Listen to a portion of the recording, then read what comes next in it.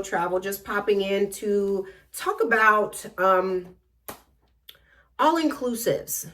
So what's actually best? All-inclusives versus boutique, which is also similar to the European plan. What's best for our traveling experience, for the best traveling experience?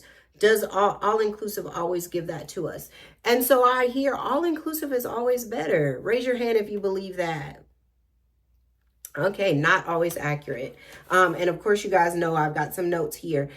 Just things that I've taken down from dealing with clients and pulling together full itineraries that really give a 5-star experience. All-inclusive is not always better, and that's not really accurate. You want to be sure you're breaking down your options clearly. All-inclusives are awesome. You pay up front. Your drinks are included often. Your meals are definitely included. Your activities are sometimes included. When you narrow that in, that's best for travelers who want zero decision fatigue. They don't want to have to think about anything. It's good for groups, especially like families. If it's like a family reunion or a family group trip, wonderful. It's a very predictable budget. So you can plan, you can pay, and when you get there, there's no extra expenses.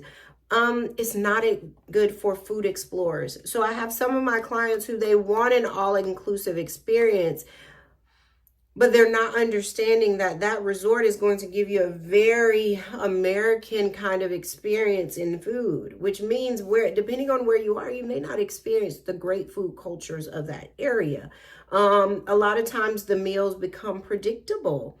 And so if you're looking for more variety, especially if you're going to be there for a longer period of time, longer than 2 days, you may want something a little bit different. So, that leads me to my boutique resorts. Boutique resorts, a lot of times they'll offer small things like you can have a little meal plan or you can have a breakfast plan, but because you know you're going to be off exploring the food for lunch and for dinner and things like that, boutiques are often smaller. They're not as large. That's wonderful for people who don't want to have to walk 3 miles to the restaurant, which you might get on some of the resorts. It's more personalized, really design focused. So it's aesthetically a lot of times more pleasing to the client, giving a more luxurious feel. And then a lot of these are also wellness focused. So when I have clients who are really focused on rest, relaxation, rejuvenation, boutiques are better than the all-inclusive. It's great for couples. Great for solo travelers, solo collective travelers, professionals who really want service and then quiet. But you see me saying service is top. Our all-inclusives are sometimes going to drop the ball depending on seasonality with service. And so a lot of these boutique, I mean, they are thinking of what you need before you realize that you need it. And I love that. It gives an awesome experience. But that's not going, if you're a person that's looking for that, that's not an all-inclusive experience, okay? And then you have your European plan. You'll see that sometimes. A lot of people don't understand what that means. It'll be EP. That's European plan, means room only. So they're not going to offer any type of meal plans or drinks. Everything is available outside of your room. And this is, of course, very common in Europe, like for clients traveling to Greece and things of that nature. You're going to pay for your meals and activities separately. But a lot of times that's because stepping outside of that hotel, there are so many beautiful shops, cafes, restaurants, that is where you want to be. And so the hotel would lose money trying to feed clients because there is such a large and robust food culture there.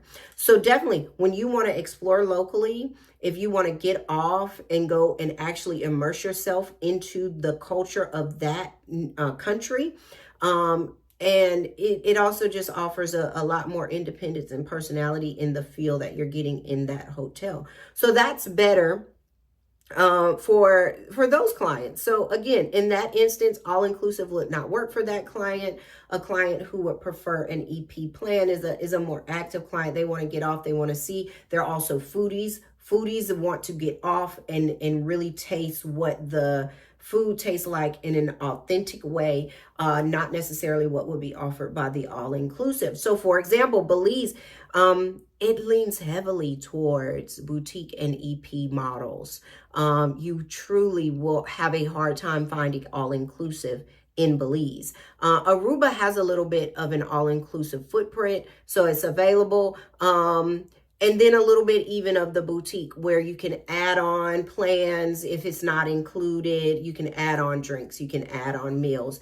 St. Martin has a really good EP model. And again, that comes from the European experience of or European influence that is available in that country, because it's very heavy there. So again, is all-inclusive always better? We're going to say no. Sometimes it is, okay? And I love truly client forward focus all-inclusives in the Caribbean. There are some great ones. It saves a lot of money up front. But you really have to have an idea about what you as a traveler are wanting to decide whether that all-inclusive is the best way for you to go, or whether you should actually be looking more at boutiques and EP plan type hotel accommodations. So in closing, choosing the right model really depends on your behavior. It doesn't depend on the trends. It doesn't matter what everyone else is doing. It's really about your needs and understanding your needs and matching that experience to your needs. So expert planning aligns accommodation styles with your travel personality. And that's what we do here at Lux Vivo Travel. So if you want, please follow us over on socials, Facebook and Instagram, Lux Vivo Travel. And also you can check us out on our website, www.luxvivotravel.com. Thanks. We'll see you on the next video.